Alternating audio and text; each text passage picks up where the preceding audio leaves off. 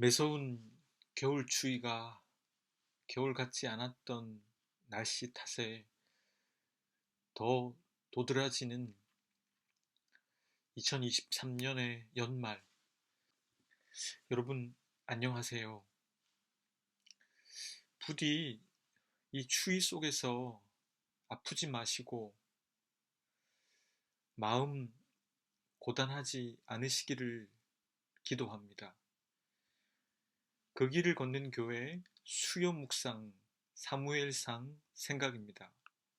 오늘은 사무엘상 4장을 함께 생각해 볼 텐데요. 4장의 내용은 다음의 이야기들을 전해주고 있습니다. 이스라엘이 블레셋과의 전투에서 맛본 두 번의 패배, 언약궤를 빼앗김, 홈니와 비느하스, 그리고 엘리의 죽음, 비느하스 아내의 죽음과 태어난 아가봇. 이러한 주제들을 머릿속에 염두에 두고 본문이 전해주는 스토리를 따라가 보겠습니다. 이제 엘리가 아니라 사무엘에 의해서 하나님의 말씀이 이스라엘에 전해지던 때였습니다. 블레셋 군대가 이스라엘을 치러 왔습니다. 1차로 맞붙었는데 블레셋이 승리했습니다. 이스라엘 군사 중에서 약 4,000명 가량이 죽었습니다. 이스라엘 백성들은 진영으로 돌아와 이런 질문을 하게 됩니다. 여호와께서 어찌하여 우리가 오늘 블레셋 사람들 앞에서 패하게 하셨는가? 그러면서 이스라엘 백성들은 실로에 있었던 언약궤를 전장으로 가져오고자 합니다. 그러면 하나님께서 블레셋 사람들의 손에서 자신들을 구원해 내실 것이라고 생각합니다. 실제로 실로에서 언약궤를 가져왔습니다. 홈리와 비느하스는 그 언약궤를 운반하는 역할을 맡았습니다. 언약궤가 이스라엘 진영으로 들어올 때 이스라엘 진영에서는 큰 소리가 났고 땅이 울렸습니다. 블레셋 사람들은 이 소리를 듣고 그 이유를 알아보게 되었고 곧 하나님의 언약궤가 이스라엘 진영에 도착했기 때문임을 알게 되었습니다. 블레셋 사람들은 이렇게 말합니다. 신이 진영에 이르렀도다. 전날에는 이런 일이 없었도다. 그러면서 블레셋 사람들은 하나님을 두려워하기 시작합니다. 그 하나님은 광야에서 여러 가지 재앙으로 애굽 사람들의 신을 친신으로 알고 있었기 때문입니다.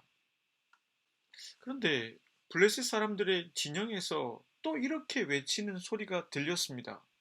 블레셋 사람들아, 힘을 내어라. 사나이답게 싸우자. 지금까지는 히브리인들이 우리를 섬겼지만 이제 우리가 그들의 종이 될 판이니 자, 사나이답게 싸우자. 두 번째로 이스라엘과 블레셋이 전투를 벌였습니다.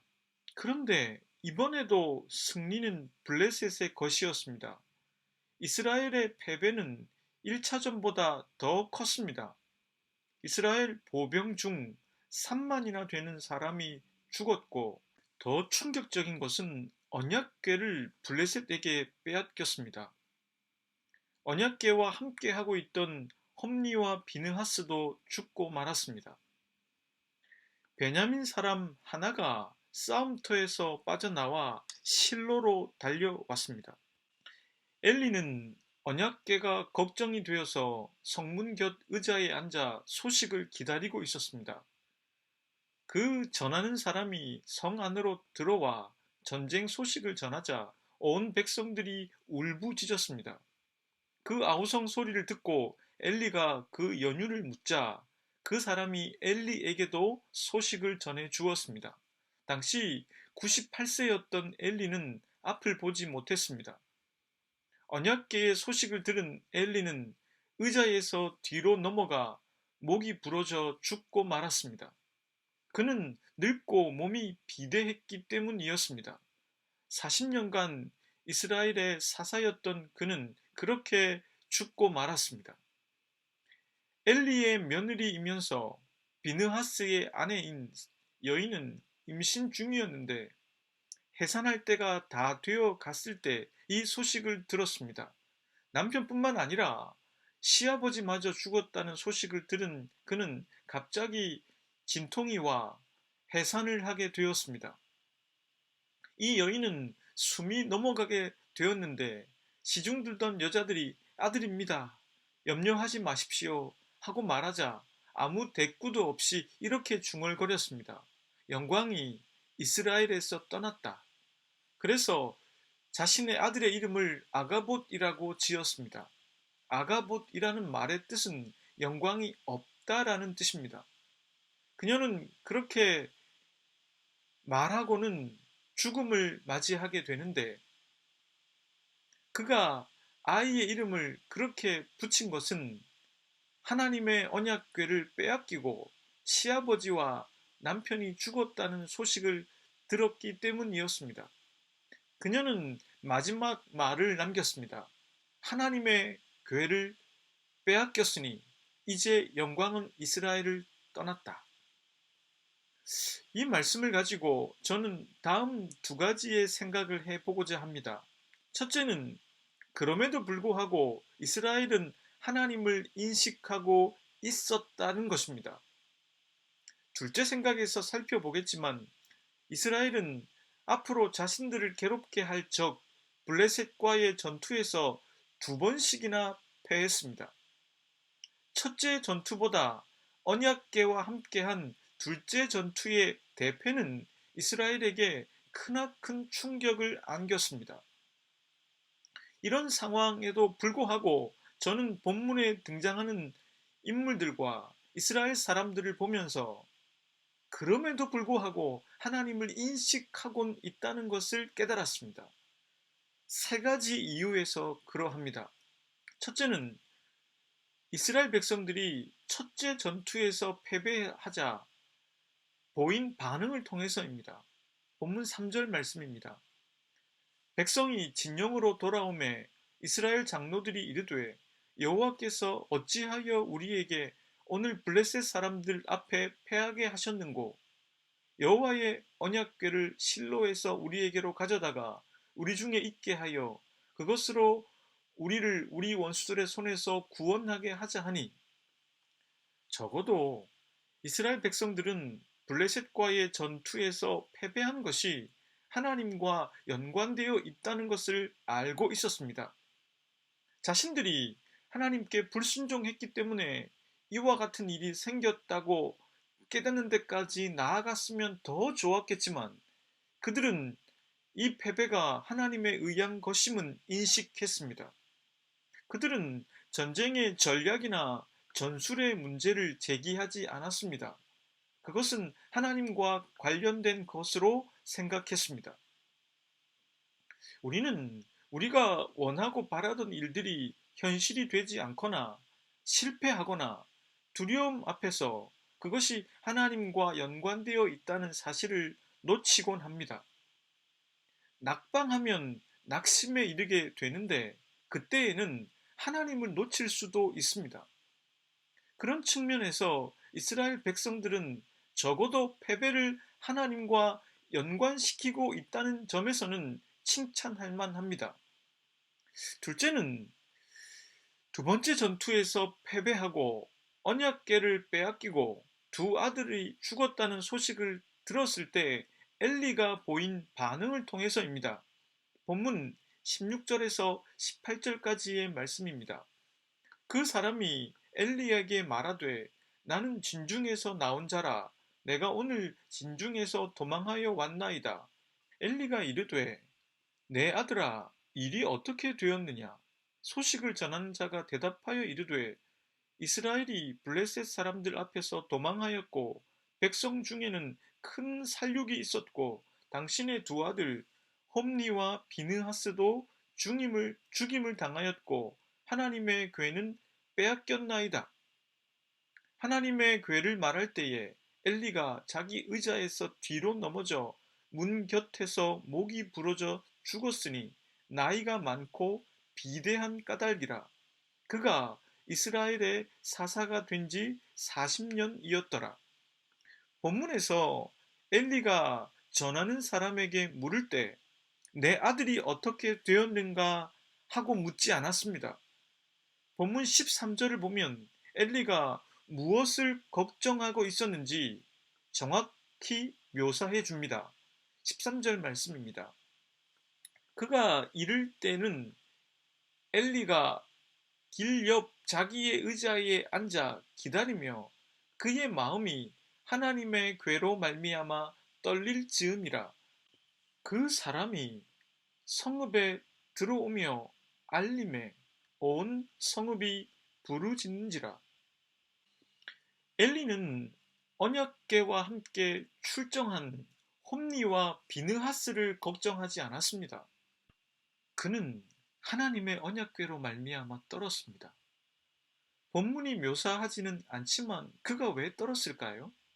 언약궤는 이스라엘에게 있어서 신적인 권력과 능력의 상징이었습니다. 그 안에 들어있는 것이 깨어진 두 돌판, 아론의 쌍난 지팡이, 그리고 만나입니다.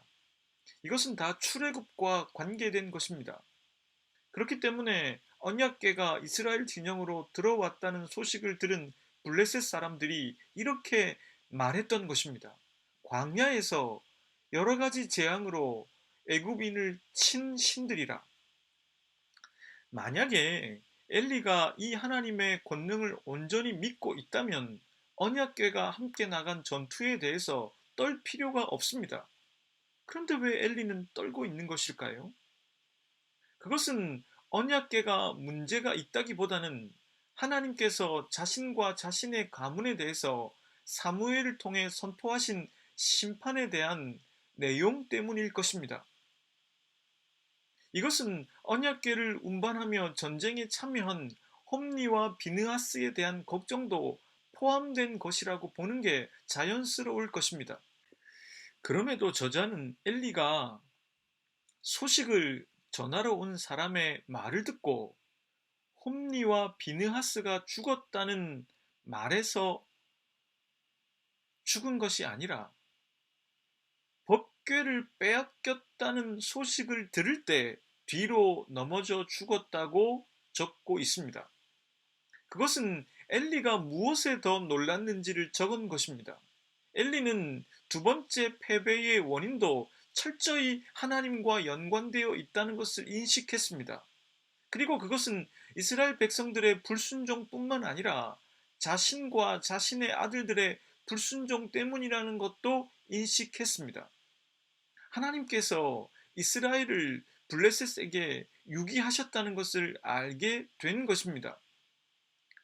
엘리의 고뇌와 슬픔은 아들들에 대한 것이 아니라 언약궤로 상징되는 하나님에 관한 것이었던 것입니다.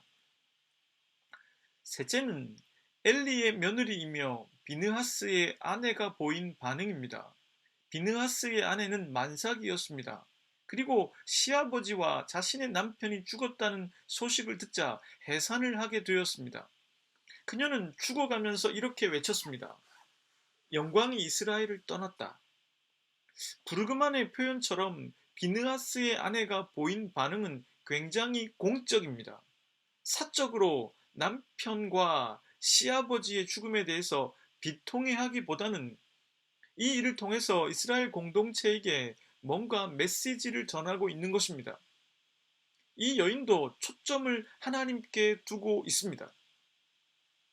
자신은 죽고 남을 아들의 이름을 아가봇, 즉 영광이 없다라고 지을 정도로 이스라엘 공동체에 어떠한 메시지를 전하고 싶어 했습니다.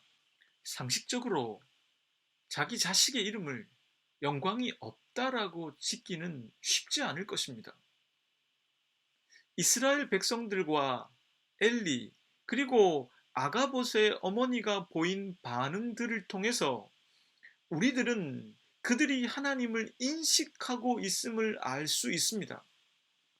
비록 그들이 하나님께 불순종했을지라도 그들의 마음속에는 하나님에 대한 인식이 내재되어 있는 것입니다.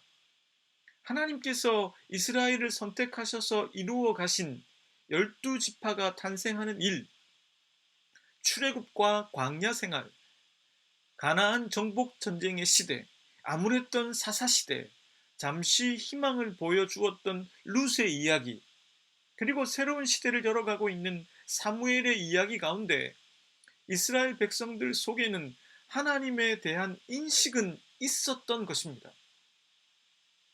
이렇게 서사가 있었던 이스라엘은 그 서사 속에서 하나님을 온전히 믿어서 하나님께 순종하지 못할 때가 더 많았지만, 그럼에도 불구하고 그 서사 속에서 그들의 마음 속에는 하나님에 대한 인식은 내재되어 있었던 것입니다.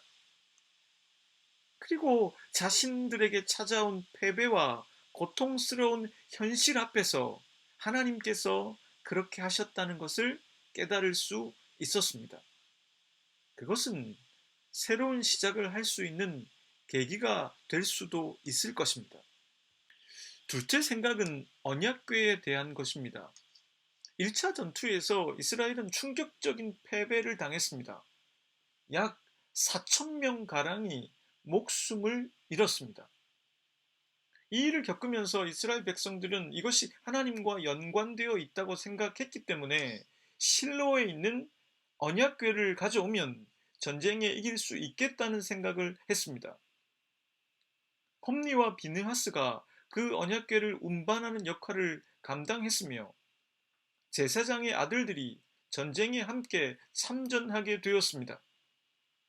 언약궤가 들어올 때 이스라엘 백성들의 사기는 하늘을 찌를 듯 드높아졌습니다. 이 소리를 들은 블레셋 진영도 놀랐습니다. 패전을 한 진영이라고 보기에는 힘든 기세였기 때문입니다. 그리고 그들은 언약궤에 대한 소식을 듣게 되었고, 그들은 이스라엘이 아니라 하나님이라는 신을 두려워하게 되었습니다. 그들도 이스라엘이 어떻게 이집트를 탈출했고 광야 생활을 했는지 들었기 때문입니다. 앞서도 말씀드렸지만 언약궤 안에 있는 것들은 이런 출애굽과 관련되어 있는 것들입니다. 그런데 2차 전투의 결과는 더 처참했습니다. 4,000명 가량이 죽었던 것에서 이번에는 3만 명이 죽었습니다. 약 8배가 늘어난 것입니다.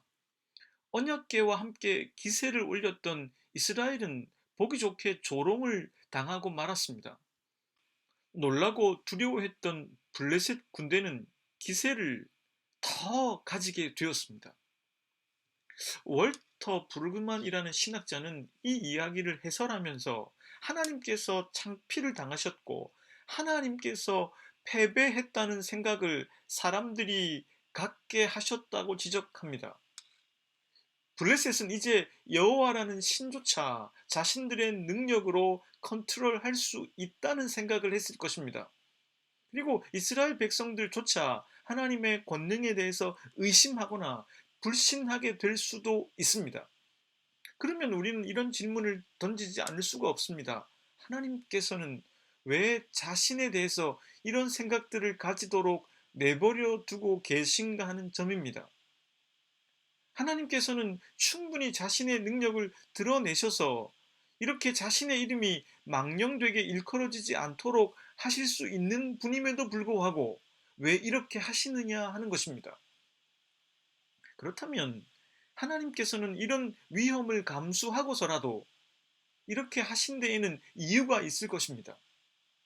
이 일을 통해서 이스라엘 백성들에게 전하고 싶은 당신의 뜻이 있을 것입니다.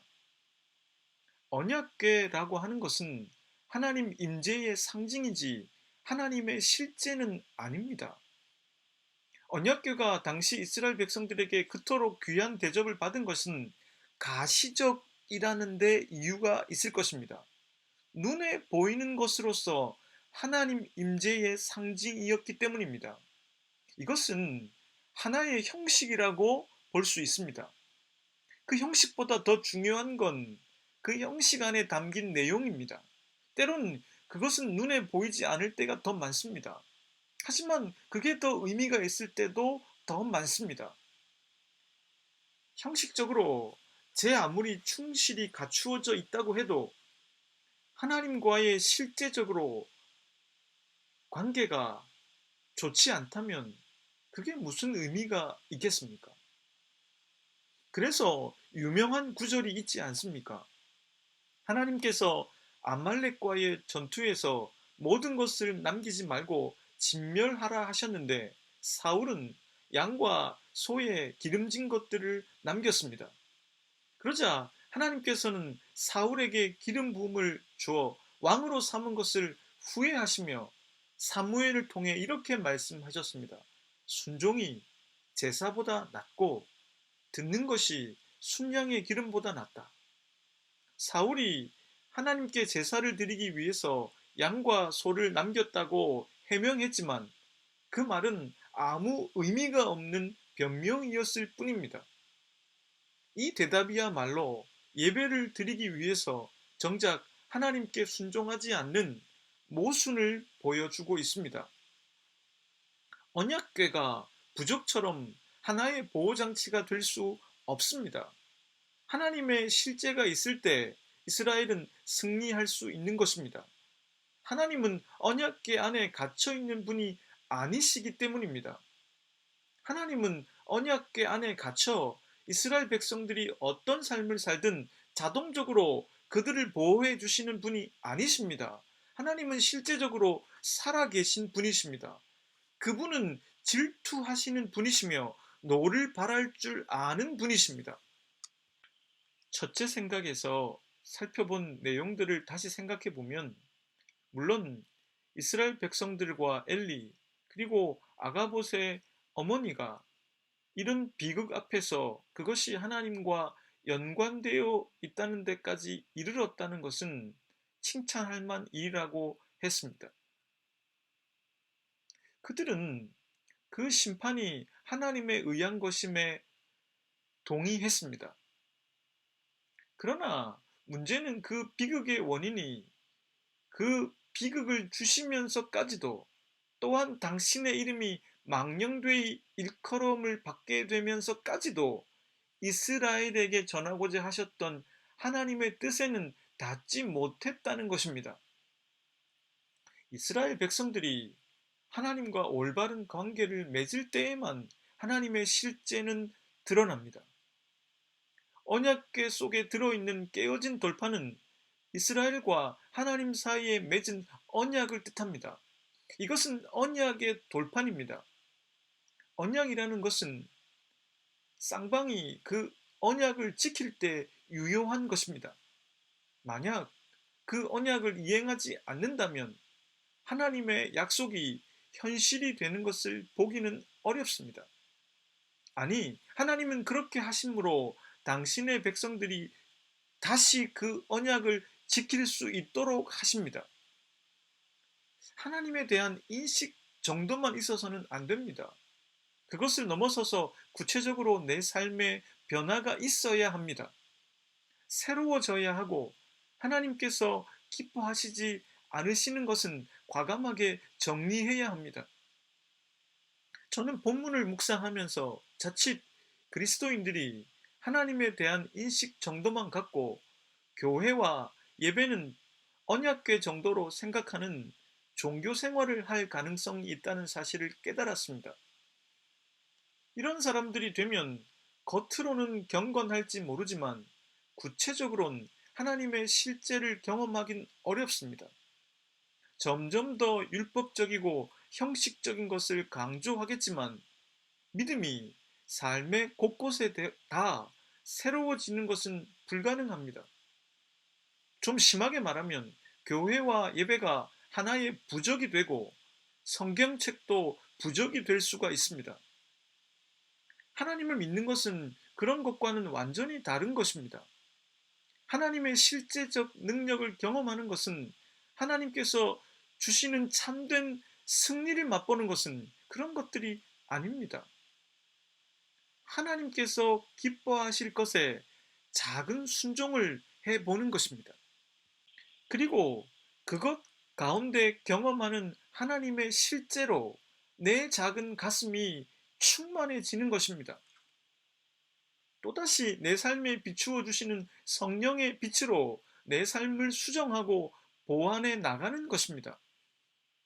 사랑하는 여러분, 단언컨대 하나님께서 여러분들을 그냥 내버려 두시지 않으실 것입니다.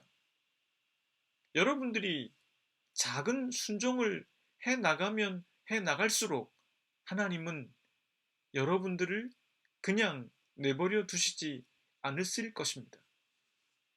함께 기도하겠습니다. 하나님, 저희들이 하나님을 인식하는 것 정도를 넘어서서 구체적으로 당신의 말씀이 비추는 대로 내 삶을 바꿀 수 있도록 도와주십시오. 예배, 기도 생활, 말씀 생활이 하나의 형식으로 그치지 않게 해주십시오.